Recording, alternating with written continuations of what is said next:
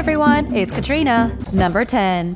The Pirate's Skull. Archaeologists found a skull impaled with a big, pointy spike. The skull belonged to a German pirate in the 14th century. It's one of the most gruesome skulls currently on display in any museum in the world. The skull belonged to Klaus Stortebeker. If the historical records are to be believed, Klaus was the leader of a group of privateers who called themselves the Victual Brothers. He lived and pillaged in the late 1300s, originally hired to fight in the war between Denmark and Sweden. It was the Swedish who hired the privateers to keep the Danish at bay while ensuring provisions were able to reach the Swedish capital. But then, when the war was over, Klaus and his gang kept on pillaging merchant vessels.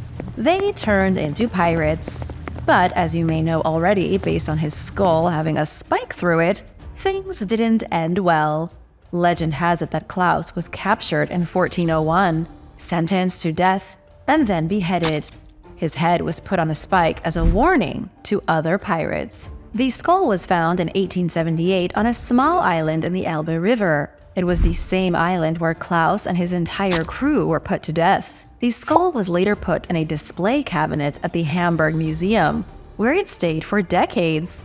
But in January of 2010, it was stolen. It wouldn't be for a year until the skull was discovered by police and brought back to the museum. After it was put back into its glass cabinet, the pirate's skull was given some added protection with a new security system. Who would want to steal a pirate's skull? Number 9. Magical pagan masks. In the 1960s, archaeologists in Poland made a pair of discoveries that were nothing short of fantastic. A medieval fortress was unveiled in the city of Opole. Inside the fortress, they found 2 wooden objects believed to be ancient Slavic ritual masks. Researchers assumed the masks were used during secretive pagan celebrations, held in dark corners because the participants had to hide from the Christians. If you got caught practicing pagan rituals in the Middle Ages, chances are you would be burned at the stake. The masks were exceptionally creepy. They were found hidden among layers of garbage between pieces of the fortress, which was built in the 11th century. The masks were fairly simple, made from local wood and carved with a pair of holes for the eyes and a single hole for the mouth. People used to use masks like these during ceremonies to communicate with the gods and spirits of the natural land. And now for number 8. But first, it's shout-out time! I want to say a big thank you to Todzilla Simon for the super thanks! Thank you so much for your generous support! Be sure to subscribe if you haven't already and join the Origins Explained family, because why not? Number 8. Spines on sticks. In Peru, archaeologists have come across a collection of morbid artifacts. They found human vertebrae threaded on sticks, looking like bone clubs. The horrific relics were found in Peru's Chincha Valley, distributed through a series of elaborate tombs. The region in which these sickening objects were discovered was once ruled by the mighty Chincha Kingdom. They had control over the coastal region from roughly 900 AD until the Inca Empire showed up in the 15th century. Just like so many smaller kingdoms in Peru, the Chincha were annihilated by the Inca. But why did the Chincha practice threading vertebrae onto sticks? If you're having a hard time imagining this in your head, just picture someone ripping out your spine and then shoving a stick through it, making it into a kind of staff with your skull at the top. That's exactly what was found here in the valley. Scientists are aware of over 192 sets of vertebrae. They have analyzed as many as they can, surprised to see many of them belong to people under the age of 20. They all came from humans buried in the early 1500s. Right around the time the Spanish arrived. Even stranger is that many of the spines on sticks were made after the people were dead, upwards of 40 years later. It's a total mystery. What it looks like is that after the Spanish arrived, the Chincha started digging up the graves of their dead and then making ornaments out of their bones. It could have something to do with ancestral worship, but the truth is we just don't understand it. Number 7. Double trepanation. Scientists in central Italy discovered the skull of a medieval woman who experienced some serious medical trauma. You may have heard of the practice of trepanation before. when a piece of someone's skull is removed to alleviate pressure inside the skull cavity. This is often something that needs to be done following a head injury. Evidence has been found of such surgeries going back over 5,000 years in Europe. People were doing brain surgery with nothing but sharpened rocks. In medieval Italy, they at least had metal tools and access to better medicines. But brain surgery still wasn't something most people would subject themselves to willingly. This particular medieval woman, who lived around the 6th century, had to go through 2 brain surgeries. This is a rare example of someone who had their skull opened twice. She was 50 years old at the time. Her skull was excavated from a cemetery on the grounds of Castel Trocino back in the 19th century. Archaeologists recently looked over the skulls discovered, but found only a few of them in good enough shape to really study. They were shocked when they discovered evidence of the woman's double trepanations. The researchers were even more astounded when they couldn't come up with a logical reason for why she had needed the surgeries.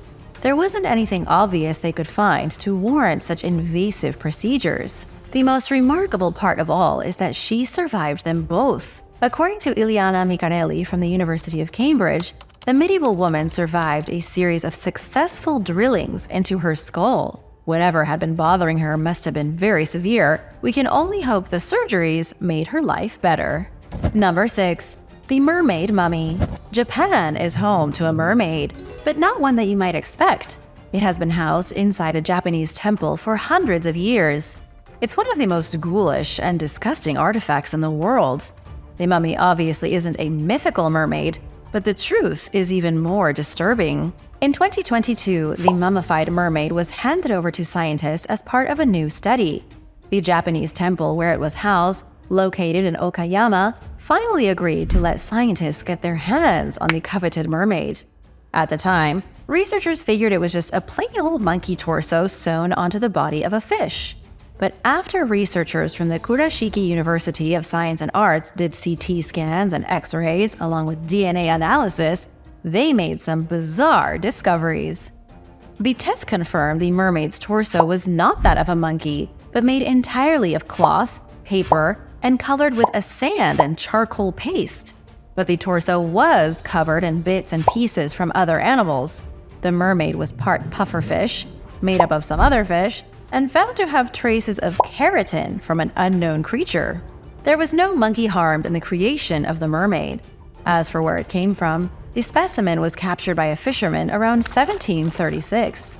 Thanks to this new study, though, it's obvious the mermaid was created by a person as a hoax. The hoax looked real enough, and so it was put in a glass case at the temple and worshipped for over a century. Number 5. Stone teeth. Archaeologists in Mexico have discovered a bizarre skeleton with stone teeth near the ancient ruins of Teotihuacan. The skeleton is about 1,600 years old and belonged to a woman in her late 30s. She was buried in an impressive tomb with 19 jars of sacrificial offerings. According to the National Anthropology and History Institute, she also had an elongated skull that made her look like an alien. The woman's skull was formed during a long and probably very painful process involving compression. This was a fairly common technique used in some parts of Mesoamerica. However, the discovery was a bit of a shock since the ancient people of Teotihuacan didn't typically practice it. This means the woman was likely a foreigner and likely stuck out in society with her pylon-shaped head. She's been dubbed by researchers as the woman of Tlacopan, named after the neighborhood where she was discovered. Not only was her head deformed, but her teeth were encrusted with stones. If you think a trip to the dentist is bad today, imagine getting prosthetic teeth made in the 3rd century. She wore one tooth that was made from solid green stone and had many other stones embedded in her teeth. This is one of the most unusual skulls found in the ancient lost city, and researchers don't know who the woman was. Number 4. The baby portrait. A farmer in England recently left behind what might be the creepiest 17th century portrait in the world.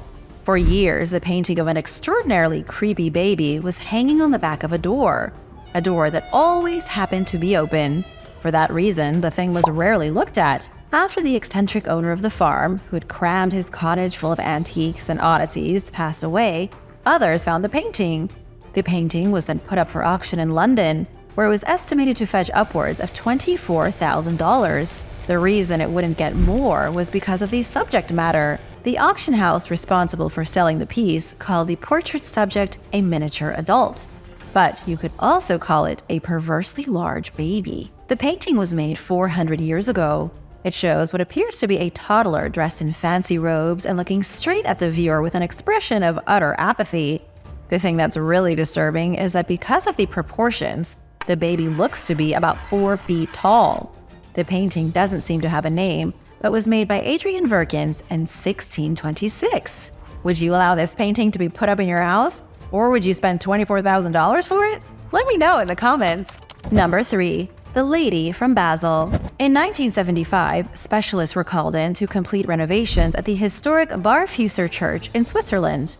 During the excavations, the Archaeological department found hundreds of ancient burial sites. One of them proved to be spectacular. The grave had thick brick walls and was hidden underneath the choir in a secret chamber. Inside the grave were 2 coffins, both of them sitting on a pile of bones. In the first coffin was the skeleton of a mysterious female, and the second was the mummified corpse of a different woman. Amidst all the bones and skulls was an almost perfectly preserved mummy. The identity of the mystery mummy remained a secret until 2015, when archaeologists were able to use modern methods for their investigation. They were able to look inside the mummy, where they found evidence of gallstones and a huge amount of mercury. It was most likely the mercury that prevented decay and allowed for the body to become mummified.